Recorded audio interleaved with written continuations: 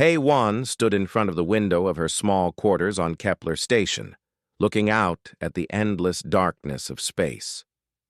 The stars twinkled like distant memories of home, of Earth, of a place she had left behind almost 3 years ago. She was a xenobiologist, one of the best in her field, but right now she felt completely helpless. In the medical bay 2 floors below, a small creature was dying, and there was nothing science could do to save it. The creature's name was Keth. He was a Vrendal cub, a young alien from a distant planet in the Andromeda system. The Vrendal were a proud species, tall and elegant with scales that shimmered like opals in the light. But their children were fragile, especially when taken away from their home world. Keth had arrived at the station 6 weeks ago with his caretaker, Track Val, a senior Vrendal diplomat.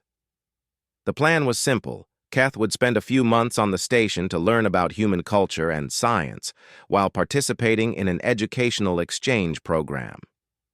Everything had gone wrong from the start. Keth refused to eat the synthetic nutrient paste that was prepared for all visitors from different species. His scales had become dull and gray. His eyes, which should have glowed with a soft purple light, had turned dim and lifeless. The station's medical team had tried everything. They had adjusted the chemical composition of his food. They had created special meals based on Vrendal biology.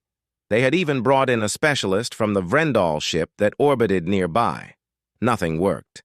Keth grew weaker every day, sleeping more and eating less. HFY had taken a special interest in the case. She spent hours in the medical bay, sitting beside Keth's sleeping form, reading everything she could about Vrendal physiology.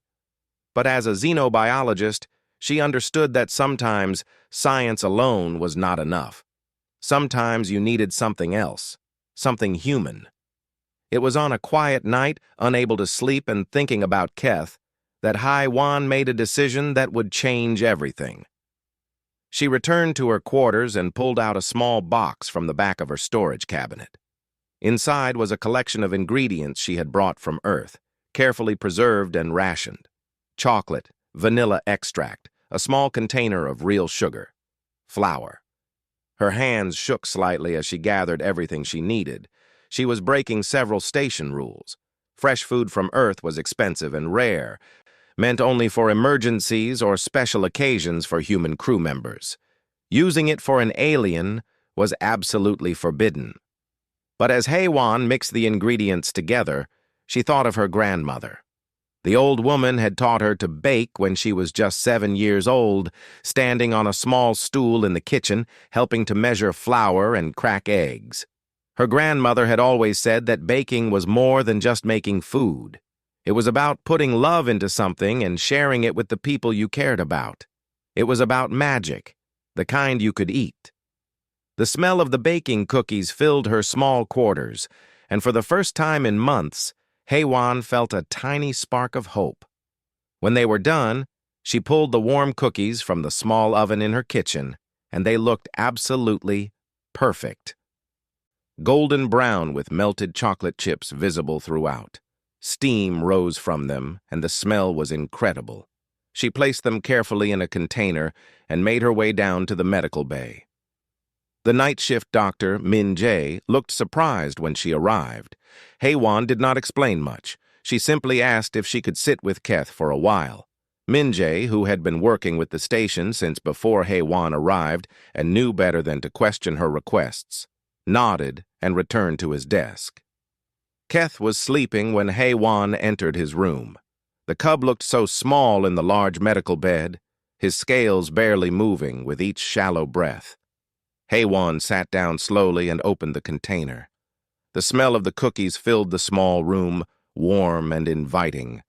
She waited, and then, slowly, Keth's eyes opened. His purple eyes, though still dim, focused on her. His nostrils flared as he smelled the aroma of the cookies. HFY had no idea what the small alien would do. She had no scientific data on how Vrendal would react to human-baked goods. For all she knew, The cookies could make him sick. She broke off a small piece of a cookie and held it up. Keth stared at it. His tongue flickered out, a thin purple line that was distinctly reptilian. He sniffed the piece of cookie carefully. Then, slowly, he reached out and took it from HFY's hand. The moment the cookie touched his tongue, something extraordinary happened. Keth's entire body went rigid. His scales began to glow, faintly at first, then brighter and brighter.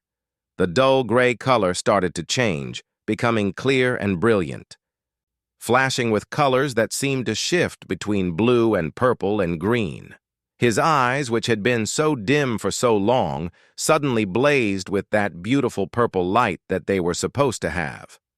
Keth made a sound, something between a chirp and a purr, that HFY had never heard him make before. It was a sound of joy and wonder. The cub reached out again, asking for more. Over the next hour, HFY gave Keth the rest of the cookies, one piece at a time. With each piece, the small alien seemed to grow stronger. Color returned to his scales. Energy came back to his movements. By the time the last cookie was finished, Keth was sitting up on his own, his eyes bright and alive, looking at HFY with an expression that seemed almost like gratitude. HFY could hardly believe what she was seeing. The change was so dramatic, so complete, that it seemed impossible. She called for Minjai, who came running into the room. The doctor stopped in the doorway, shocked. He stared at Keth, at his bright scales and glowing eyes, and then at HFY. Before she could explain anything, Keth made that happy chirping sound again and reached out for HFY's hand. She took it, feeling the warmth of his small, clawed fingers in her palm. Minjay left the room without a word, and HFY knew that within the hour everyone on the station would know what had happened. She did not know what would happen next. She did not know if what she had done would get her in trouble. But as she sat there with Keth, holding his hand, watching the joy in his eyes, she knew that she had done the right thing. Sometimes, the most powerful medicine was not something created in a laboratory. Sometimes it was something much simpler. Sometimes it was love, baked into warm cookies and shared with someone who needed it. Keth fell asleep holding her hand, and HFY stayed with him through the entire night, listening to his breathing grow deeper and more peaceful, watching his scales continue to shimmer with gentle light. She had no idea that this single moment, this one act of kindness, would soon change the fate of the entire station and eventually the galaxy itself. By morning, HFY knew that her secret was no longer a secret. Minjay had told the station commander, Min Su, who had come to the medical bay before the sun rose on the artificial clock that kept Kepler Station running on a normal schedule. The commander was a tall man with kind eyes and a calm voice. He did not scold HFY for breaking the food rules. Instead, he asked her to explain exactly what had happened, and she told him everything. Min Su listened carefully, examining Keth with his own eyes. The cub was indeed transformed. He was moving around his medical room with energy, his scales bright and healthy. He looked at the commander and made that same happy chirping sound when offered a small piece of another cookie that HFY had brought from her quarters. "This is remarkable," Min Su said quietly. "We need to understand why this happened. Dr. HFY, I am giving you full authority to continue your experiments. Bring me results." Within 48 hours, 3 more Vrendal cubs arrived at the station. They were not there for the educational program like Keth. They were there because word had spread among the Vrendal delegation that something incredible had happened. The first cub's caretaker had sent messages back to the Vrendal ship, describing how Keth had recovered from his illness. The other cubs, all suffering from the same loss of appetite and weakness, were brought to HFY's makeshift laboratory and quarters. HFY found herself baking night and day. She used up most of her personal supply of Earth ingredients, and Min Su approved a request to bring more supplies from Earth as quickly as possible. The Kepler station had regular supply ships arriving from Earth every 2 weeks, and the commander prioritized her request. The three new cubs responded exactly as Keth had. Each one, when given even a small piece of HFY's chocolate chip cookie, experienced an amazing transformation. Their scales brightened, their eyes glowed, their energy returned. Within a week, all four cubs were healthy and happy, playing together in the medical bay and following HFY around like she was their mother. News of the miracle cookies began to spread through the station. Kepler Station was home to over 500 people from a dozen different species. Humans, of course, made up most of the population, but there were also traders, diplomats, scientists, and visitors from at least 10 other alien races. The story of the cookies was too amazing to keep quiet. People began talking in the dining halls, in the laboratories, in the corridors between sections. A Meridian trader named Zeth came to find HFY. The Meridians were known across the galaxy as skilled traders and business people. Zeth was short and round, with skin that looked like polished bronze. He walked into HFY's lab with a huge smile and offered her a large amount of credits if she would make cookies for him to sell. HFY refused immediately. She explained that she was not interested in making cookies as a business. But the most important visitor was a Carillion named Nari. The Carillions were tall, thin beings with 4 arms and skin that changed color based on their emotions. Nari worked as one of the station's chief mediators, helping different species communicate and solve problems. She came to HFY not to ask for cookies, but to ask questions. Many questions.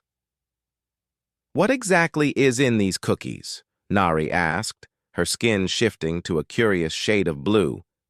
HFY showed her the recipe: flour, sugar, butter, eggs, chocolate, vanilla, and a few other simple ingredients that she had brought from Earth. Nari looked at the list and her skin changed to purple, which HFY had learned meant excitement and interest. "I need to understand the mechanism," Nari said. "Why would these particular combinations of Earth ingredients have such a dramatic effect on Vrendal biology? This does not make scientific sense." HFY admitted that she did not have all the answers.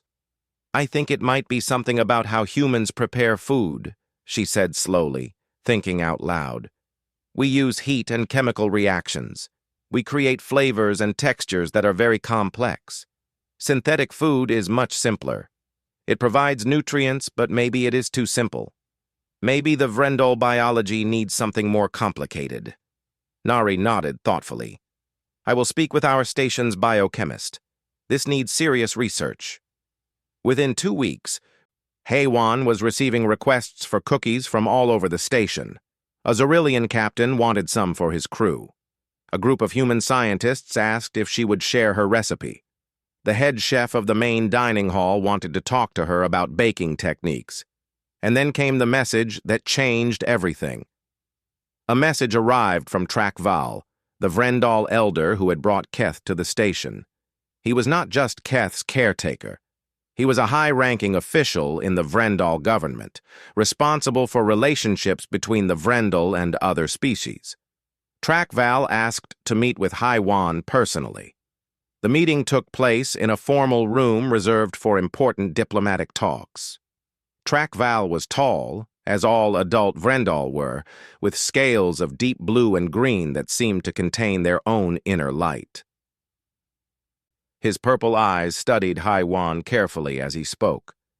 "Dr. HFY, what you have done for Keth is not something we can forget," Trakval said, his voice deep and respectful.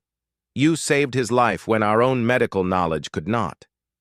You did this not for profit or reward, but from kindness. This is how humans prove that they are worthy of respect among the stars." He paused, and his scales flickered with bright gold light, which HFY had learned meant strong emotion. "I have a request," Trakval continued. "There are more cubs suffering as Keth suffered on other worlds, on other stations. Would you be willing to teach our people to make these cookies? Would you share your recipe and your knowledge?" HFY felt her heart grow heavy. She knew that what had started as a simple act of care for one sick child had become something much larger. The pressure of what others wanted from her suddenly felt very real. "I will try," she said carefully, "but I need help. I need to understand why this works. I need to study it properly." Trackval smiled, and his scales turned a warm, peaceful gold. "You will have all the help you need. I will speak with your commander. The Vrendal delegation will support your research in any way we can." That night, as Haywan sat in her quarters with Keth asleep on a cushion beside her, she realized that her life had changed completely. Word was spreading.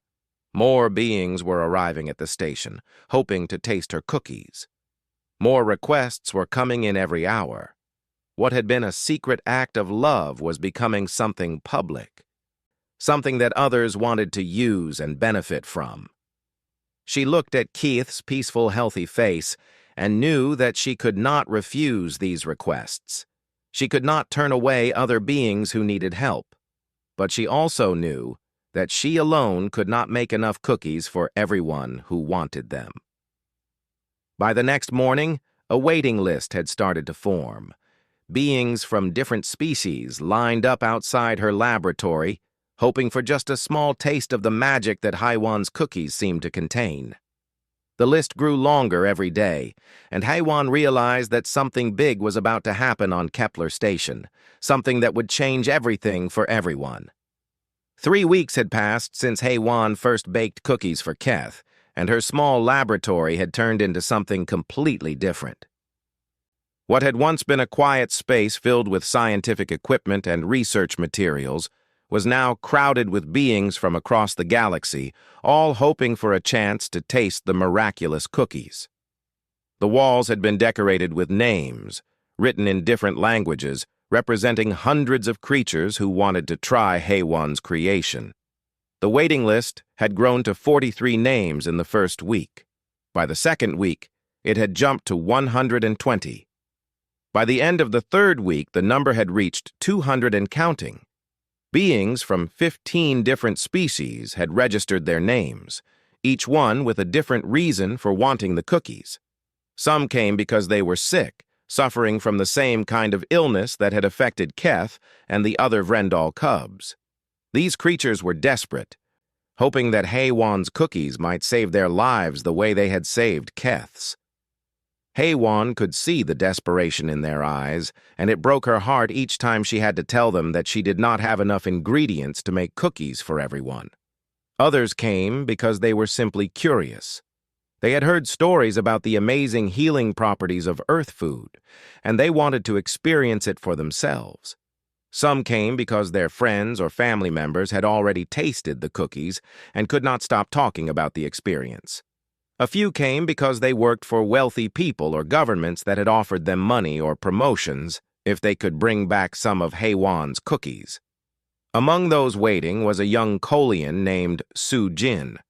The Kolians were a species that looked almost insect-like, with a hard outer shell and large compound eyes that could see in many different colors. Su Jin had come to the station as a student, studying human technology, but she had developed a sickness that the human doctors could not identify. She was becoming weaker every day, her shell losing its bright color and becoming dull and cracked. When Su Jin finally reached the front of the waiting list, almost 2 weeks after registering, Haywan gave her a cookie. The transformation was immediate and dramatic. Su Jin's entire body went rigid for a moment, and then her shell began to shine with bright colors, patterns of light flowing across her surface like a river of rainbows. Tears fell from her many eyes as she experienced the healing warmth of the cookie spreading through her body. "I can feel everything again," Su Jin whispered. "I did not know that I was dying inside, but I can feel myself coming back to life." Stories like Su Jin's spread quickly through the station and across the communications networks. Within days, the news had reached Earth itself. Human news networks broadcast the story of Dr. Haywan and her miraculous cookies. Scientists began to study the phenomenon. Governments became interested. Corporations saw a possible business opportunity. Commander Minsu called a meeting with his senior staff. Dr. Kyung-soo, the station's chief scientist, attended along with several other department heads. Hae-won was invited to present her findings so far. "The evidence is overwhelming," Kyung-soo said to the group. "We have documented positive responses in 5 different alien species so far: Vrendal, Meridian, Kolian, Zorillian, and even a Tyrillian trader who arrived last week. The cookies appear to trigger healing mechanisms in their bodies that had been dormant or damaged." Hae-won explained her theory. "I believe it has to do with the complexity of human cooking. When we bake, we create chemical reactions that transform simple ingredients into something much more complex. The heat, the mixing of ingredients, the fermentation of some ingredients, the Maillard reaction that creates the brown color and unique flavors. All of this creates compounds that seem to activate healing processes in different species." Kyung-soo nodded. "Yes, and synthetic food is designed for simplicity and efficiency. It provides nutrients, but it may be too simple for species that have evolved to expect complex flavors and textures in their food. The cookies provide something that their bodies recognize and respond to." Nari, who was also present at the meeting, added her own observations. "The biological compatibility is remarkable. It should not work, according to everything we know about how different species digest food. But it does work. Dr. Hae-won has discovered something that we do not fully understand yet, but that has the potential to change medicine across the entire galaxy." Commander Minsu listened carefully to all of this, and then he made a decision that would change Hae-won's life forever. "We need to expand this operation," Minsu said. "Dr. Hae-won cannot possibly meet the demand by herself. We need to create a formal research and production facility. We need to understand the science behind this, and we need to do it quickly." Within a week, the Kepler station's command had approved the creation of a new department, the Human Cuisine Research and Distribution Center. Hae-won was named as the director, with a small team of assistants to help her. They were given access to more equipment, more storage space for ingredients, and funding to bring more resources from Earth. But even with the expanded operation, they could not keep up with the demand. By the end of the 4th week since Hae-won first baked cookies for Keth, the waiting list had grown to 211 names. New beings were arriving at the station every day, traveling from other worlds, hoping to get a spot on the list. Hae-won found herself working 16 hours a day. She would wake up early in the morning and spend the first few hours teaching her new assistants, 3 human crew members named Ji-won, Sung-ho, and Da-mi, how to make the cookies properly. Then she would spend the rest of the day preparing ingredients, supervising the baking, meeting with the beings who were finally getting their turn to taste the cookies, and documenting the results of the cookies' effects on each different species. It was exhausting work, and sometimes Hae-won felt like she was drowning in the responsibility. She had never wanted to be important. She had never wanted to be famous. She had only wanted to help one sick child. But now, 200 beings depended on her, and more were arriving every day. One evening, as she sat in the laboratory completely exhausted, unable to bake one more batch of cookies, Keth came and sat beside her. The young Vrendal had grown strong and healthy since that first cookie. Now he was almost as tall as Hae-won, and his scales shone with vibrant colors. He gently took her hand in his clawed fingers. "You gave me my life back," Keth said in his soft, musical voice. "Now you are doing it for others. Do not feel sad about this. You should feel proud." Hae-won looked at the waiting list on the wall, at all those names from all those different beings, and she realized that Keth was right. What had started as an impossible dream was becoming real. Somewhere in the galaxy, 200 beings were waiting for hope, and she was their hope. But she also knew that she could not do this alone. She needed help, real help, and she needed it soon. Commander Min-Soo called another meeting in his office high above the main sections of Kepler Station. This time, the room was filled with more people than before. Beyond Haiwan and the senior staff, there were representatives from Earth's government, scientists from major universities, and even some corporate representatives who wanted to discuss potential partnerships. The commander stood at the head of a long table and looked at Haiwan. "Dr. Haiwan, your cookies have changed everything, but we cannot continue with this small-scale operation. We need a plan for the future. We need to understand the science. We need to produce more. And we need to do it in a way that is fair to all the beings waiting for help." Haiwan felt nervous, but she had been thinking about this. She explained her ideas to the group. "I believe that human cooking is not just about recipes or ingredients. It is about a process. When we cook, we use heat and time and our understanding of how different chemicals react together. We create something that is not just food, but something more. I think we need to research this. We need to understand what happens at every step of the cooking process and why it matters." A young scientist named Dae-ji, who worked in the station's biochemistry lab, leaned forward. "I have been analyzing the composition of your cookies," Dae-ji said. She was a brilliant woman with glasses that kept sliding down her nose, and she spoke with great passion about her work. "The Maillard reaction that happens when sugar and proteins heat together creates hundreds of different chemical compounds.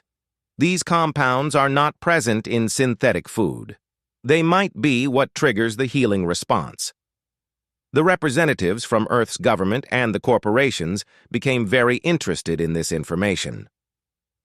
They began to discuss the possibility of producing these cookies on a large scale. They talked about factories and distribution networks and profit margins. The conversation made Haiwan uncomfortable. She did not want her grandmother's recipe to become a business that made rich people richer. But Min-Soo seemed to understand her concern. He raised his hand and stopped the conversation. "Before we talk about business," he said firmly, "we need to make sure that we are doing the right thing. Dr. Haiwan's discovery is not a business opportunity. It is a gift to all living beings in this galaxy. We need to approach this with care and wisdom." Over the next 2 weeks, things changed rapidly. The station's command approved the creation of a much larger facility. 2 entire sections of Kepler Station were dedicated to what they called the Human Cuisine Research and Distribution Center. New equipment was brought from Earth. Dae-ji was transferred to work full-time with Haiwan, and her team of biochemists began intensive research into the nature of human food and cooking. What they discovered was revolutionary. It turned out that the special properties of Haiwan's cookies were not just about one recipe. The research team, working together with Haiwan, found that many human cooking techniques produced similar effects. Fermented foods like bread and kimchi had similar healing properties. Soups made with bone broth created compounds that different alien species could benefit from. Even simple processes like roasting and caramelizing created the complex chemical reactions that triggered healing in various beings. "Humans have been doing advanced biochemistry for thousands of years," Dae-ji explained to a gathered crowd of scientists. "We just did not call it that. We called it cooking." The waiting list no longer mattered as much. The station was no longer trying to give cookies to exactly 200 beings. Instead, they were beginning to produce different types of foods for different species. The team researched what each species needed and created recipes that would help them most. Vrendal cubs received chocolate-based treats. Colians responded well to fermented vegetable broths. Meridians healed fastest with spiced breads and carefully prepared stews. Haiwan taught her team of assistants everything she knew about cooking. Ji-won became an expert at baking. Sung-ho learned to make soups and broths. Dami specialized in fermented foods. But Haiwan also brought in chefs from Earth, experienced cooks who understood the techniques and the passion that went into preparing food with love. One day, a ship arrived from Earth carrying a special cargo. Inside the cargo bay were ingredients that HFY had requested. But more importantly, it carried 5 human chefs, volunteers who had heard about the project and wanted to help. They were experienced cooks from different parts of Earth, bringing different styles of cooking from different cultures. A woman named Young Hee from Korea brought her knowledge of traditional cooking.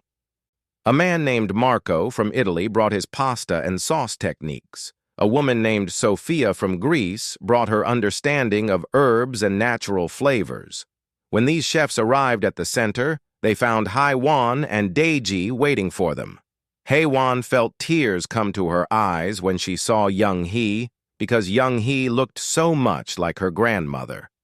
They embraced, and Young Hee immediately understood the importance of the work they were doing. "This is not just cooking," Young Hee said, looking around at all the alien beings waiting outside the center. "This is showing the universe that human culture has value. This is showing them who we are through the most human thing we have, our food and our care for others." The work intensified. The center was now producing fresh, carefully prepared foods every single day. They could not rely only on Earth ingredients anymore. They began to grow food on the station using hydroponic systems. They started experiments with alien ingredients, learning how to combine them with human cooking techniques to create healing foods for more species. News of the Human Cuisine Research and Distribution Center spread across the galaxy. Messages arrived from other stations, other planets, asking if they could send beings to the center for treatment. Requests came from governments asking if they could establish their own centers on their worlds. Scientific papers about the research were published and became the most important medical discoveries of the decade. But HFY remained focused on what had started it all. She spent at least 1 hour every day in the kitchen, making her grandmother's recipe. She would sit with each new patient who received a cookie for the first time, watching their transformation, watching the healing happen before her eyes. One particular day, a very old Vrendal being arrived at the center. She had been sick for many years, suffering from a decline that their doctors had said was permanent. But when she tasted HFY's cookie, her scales suddenly blazed with colors more beautiful than any HFY had seen before. The old being wept, and she held HFY's hand. "You have given me my youth back," the old Vrendal said. "You have given hope not just to me, but to my entire species. You humans are not just another species sharing this galaxy with us. You are something special. Your gift of food and care is something that will change the nature of our civilization."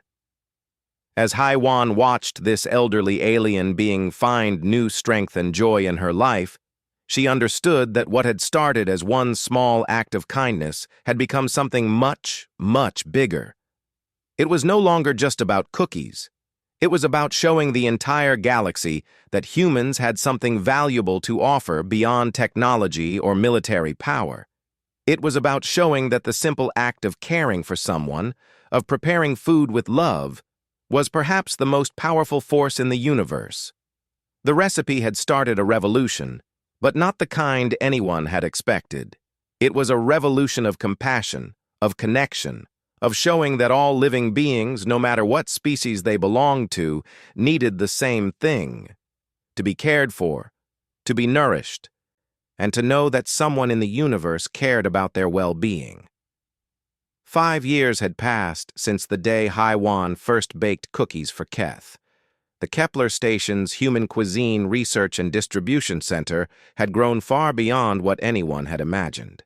The center now occupied nearly a quarter of the entire station, with multiple kitchens, research laboratories, and training facilities. The waiting list was no longer a list at all. Instead, there was a network of facilities across the galaxy, each one staffed by trained human chefs and scientists who understood the principles that HFY and Daeji had discovered. The center had expanded from just making cookies to producing hundreds of different foods. There were fermented soups that cured the weakness that plagued the Meridian traders. There were spiced breads that helped the Xyrillian species overcome their chronic pain. There was a special rice porridge that ancient Vrendal beings had specifically requested, helping them recover from injuries that had troubled them for decades. But perhaps the most important development was not the food itself, but what the food represented. HFY had realized that healing was not just about the chemical compounds in the food. It was about the meaning behind it. When someone prepared food with care and attention, when they thought about who they were cooking for and what that person needed, that care somehow made the food more healing. She had started teaching cooking classes not just to human chefs, but to aliens from different species who wanted to learn. A young Kolean named Min Ho came to the center determined to master the art of soup making. A Vrendal student named Ji Yun learned to bake bread in a way that would help injured members of her species. Even Su Jin, the Kolean student who had been so sick before tasting the first cookie, now worked as a teacher in the center, showing other aliens how to prepare simple human foods.